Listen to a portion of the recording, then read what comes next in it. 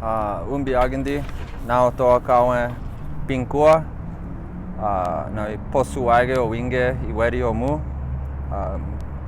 Good afternoon or good morning. My name is Hugo Lopez. My Indian name is Mountain Ram, and I am from the Pueblo of Pojoaque. I have been in recovery since January 21st of 2021, and today I have 7 months and 27 days. So it has been a journey for me. It's 8 months of doing good and not relapsing, and I've been stuck in the middle of a relapsing disease, unfortunately. And I think the way that addiction has affected my life is mostly negatively. Run-ins with the law enforcement, having resentments against people who are just doing their jobs, like police and judges and whoever it may be. I feel like while working my fourth step, I had to work on some of those things where I had resentments against people who may or may not have even known that I had a resentment against them, and realizing to myself that I was only hurting myself by holding these resentments, and working with my sponsor to figure out how I could overcome those, what I consider them as weaknesses. When you're holding a resentment against somebody and they don't know it, I feel like I was only hurting myself. So through these 8 months, I've been able to work with my sponsor on, the fourth step inventory, fifth step, and I'm currently on my sixth step. And it's starting to change my life. I'm starting to hang out with family again. Something that I always neglect my family whenever I'm in active addiction. I neglect a lot of things that I should be doing as a man and as a positive, productive member of my community. And addiction has also taken loved ones from me, such as my mother, really good friends, family, cousins, and those are some of the biggest changes to my life, were people that I really cared about and enjoyed their company. So addiction doesn't only, I feel like addiction doesn't only affect my life, it affects the whole community. I feel like if one of us is sick, then all of us are somewhat sick from that too, because I feel like my family had to watch me suffer through a lot of my addiction, and cousins, little cousins, older cousins, and I never knew how come I couldn't stop.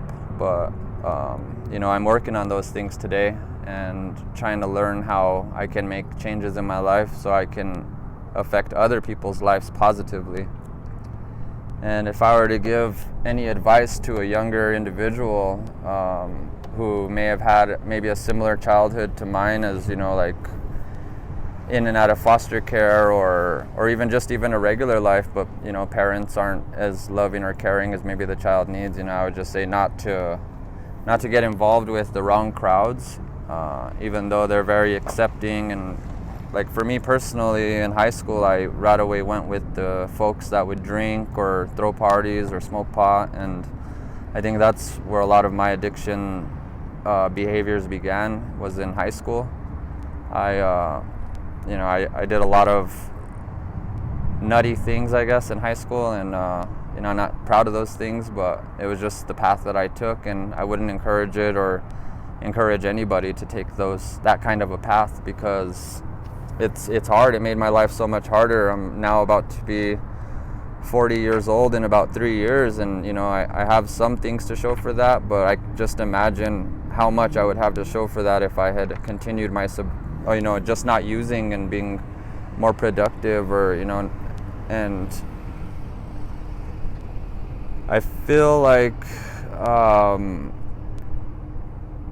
for a younger person to get involved in drugs or any kind of addiction behaviors, I would just caution them just to think twice, or ask somebody else who they know has gone through it, or is maybe not going through it, but who has gone through it and who's doing good now, for some support, or ask questions before you get into using hard drugs, or even the simple drugs, because it could alter your life dramatically, like it did mine. And for anybody that's still fighting the addiction, the biggest advice I could say is just don't give up. Build a relationship with your higher power. That's something that I have today, and it works wonders. Just having a struggle or something in the day and just being able to pray to my higher power, and even if it's 1, 2, 3, or 10 times that I have to say that prayer till I get my mind off of whatever was aggravating me, that's some of the things that helps me get through my day without having to use or numb those feelings that that I'm still becoming accustomed to. Is feelings is a big one, because I used to use drugs and stuff like that to hold all those feelings in, and whether that was crying or being angry or whatever it was, drugs was just the answer for me. And I don't have to do that no more. I have people that I can talk to. I see a counselor. I'm in Path to Wellness currently. I have a lot of positive support from aunts, uncles, cousins. Everybody around my community has always been really supportive of me. Either way they've been supportive of me, but I feel like in sobriety I can give back and be supportive for them now too. So it's like it's a good thing, I feel like. And so just keep fighting is what I would suggest for anybody that's trying it and maybe not doing so hot at staying sober. Just don't give up. It's a process. It's not a destination. It's a journey, and it's one that I'm very happy to be on today. And I'm gonna answer on how getting sober has changed my life. Before I got sober, from opiates, because I was I've been addicted to alcohol, marijuana, opiates, heroin, cocaine, and most recently was benzodiazepines, which are Xanax. And I feel like each one of those took a process in recovery for me to get over them, and then I went on to the next. So I really have to be cautious of any medications or just any kind of addictive behavior, because I know that's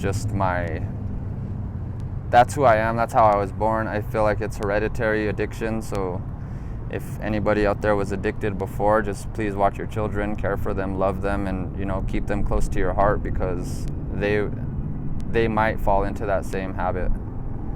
And I hope they don't. And I'm here to support anybody. If anybody ever needs to talk about maybe they're struggling or anything, I'm always available. I work with the Pojoaque Pueblo IT department, and I hope you guys all have enjoyed what I had to share today.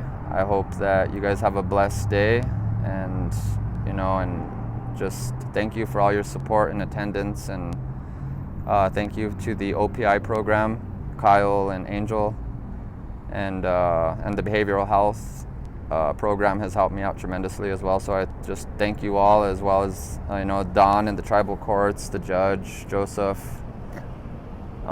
Thank you, and all of you have a great day.